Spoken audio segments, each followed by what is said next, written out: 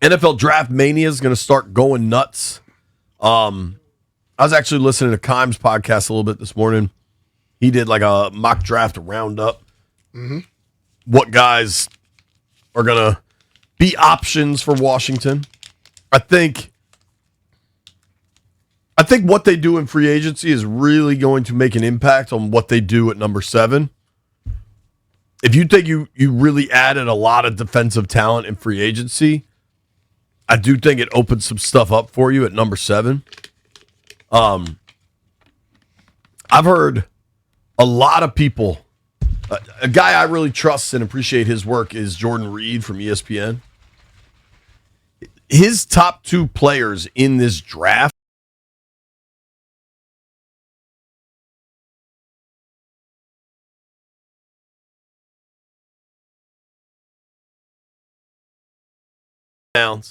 who may not go top 10 because of positional value. Mm-hmm. Jeremiah Love is a running back from Notre Dame. Caleb Downs is a safety from Ohio State. But the way people talk about Downs is really pretty crazy, B. Coach on the field, just the highlights. I mean, the number, like, it is. The mock drafts are going to be all over the place with this stuff. And we're not going to know a ton until it gets closer, right? Yeah. Just what do you say to the folks out there? Because people that I think know what they're talking about, Todd McShay, Dane Brugler, they're saying Caleb Downs goes to the Giants at number 5.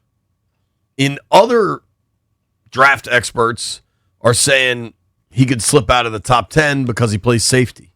Like, what do you say to the notion of positional value in the first round of the NFL draft? I just look at the fact how they look at it. Defense. I mean, safeties don't get the love as cornerbacks, receivers, and other people like that. And normally people do have a down. They grade them down a little bit. But if you end up with one, like the young man that's up there in Baltimore, Kyle Hamilton, you end up with like Ed Reed was, you're happy to have him. But when you start looking at the actual play on the football field, does that safety have that much impact? You know, and they can be amazing, but they don't normally have that much of an impact in the game. Like, if you're going to take a safety top 10, Washington did it twice in the early 2000s. Mm-hmm. One of them looked like the best pick the organization had had in decades, in Sean Taylor. Yeah, he wasn't just a safety. Like, he impacted the game. He impacted the game because he was able to come to the line of scrimmage. He had receivers fearing to play the game. The other one was the young man from LaRon Landry, who was trying to be which was a bust. Yeah, he wanted to be a damn muscle man.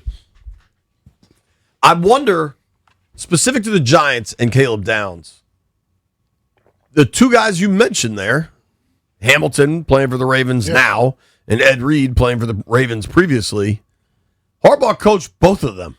Mm-hmm. I wonder if his calculus on safeties is a little different than other coaches. Could be, but still, I think beyond the Giants and all, if I'm in a position of this football team, you look at impact. If you got a receiver, a pass rusher, safety, where does safety come in that situation? First, second, or third? You know? And I think you have to look at those type of things too, is what will be the most impactful throughout.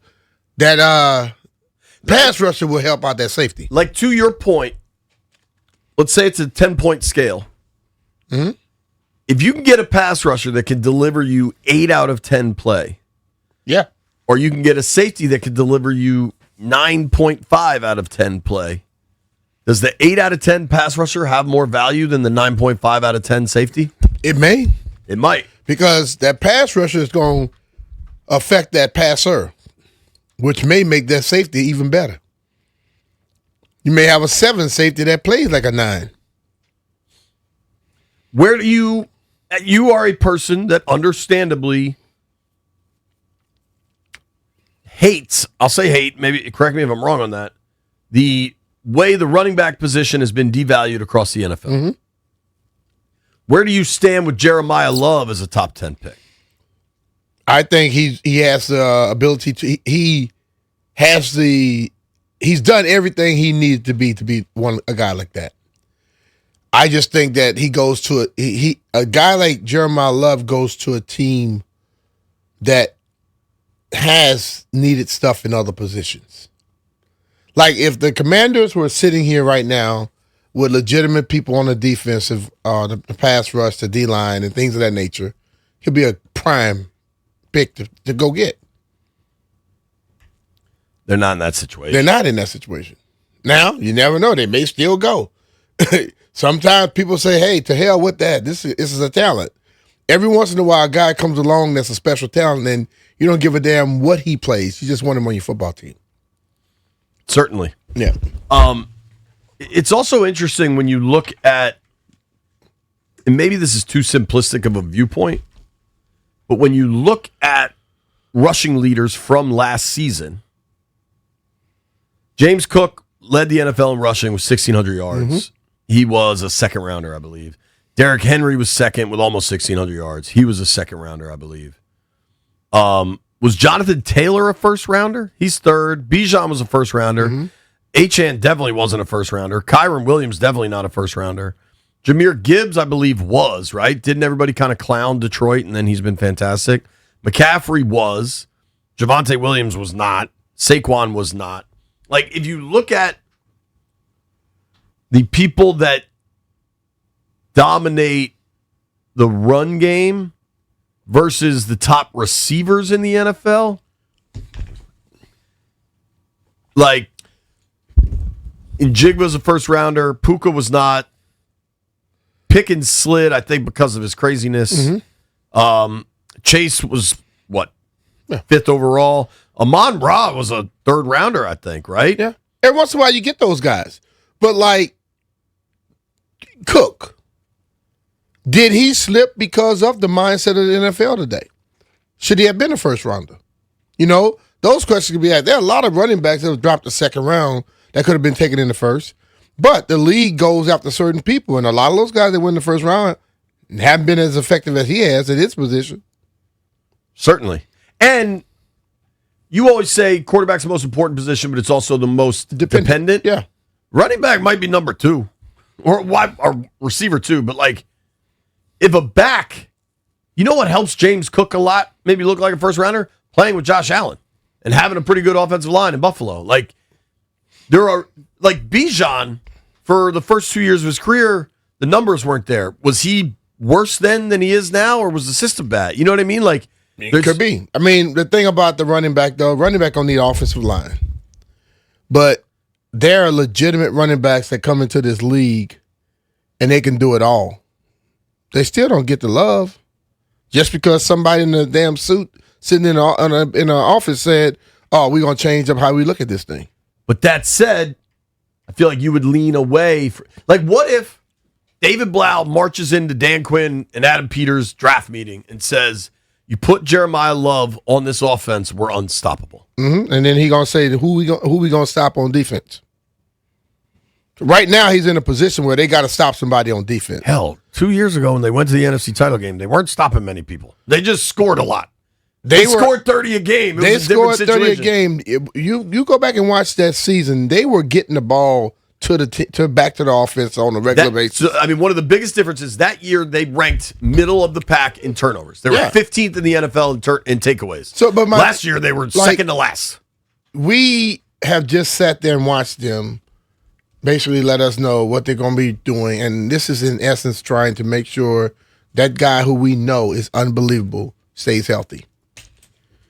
You need him to score 30-something points a game. He's going to have to get out of that. If you can't stop nobody, you can't win games. I'd much rather a well-rounded football team than I want a one-sided football team. For sure. I think we're going to see a lot. If they are aggressive in free agency on the defensive side of the ball, I do think that opens up what they could do at number 7, whether that's a receiver or a running back. I'm not sure they'll be that aggressive, but if they sign 2 edge rushers and a linebacker and a corner, all of a sudden I wonder what their options are at number 7, because you do still have Jaden on this rookie deal, and you do still want to take advantage of it, and you never know when things change. You know what I mean? Mm-hmm. And it's going to be a fascinating next 6 weeks for Washington, because it much more importantly starts in a month in free agency and how they're going to address it.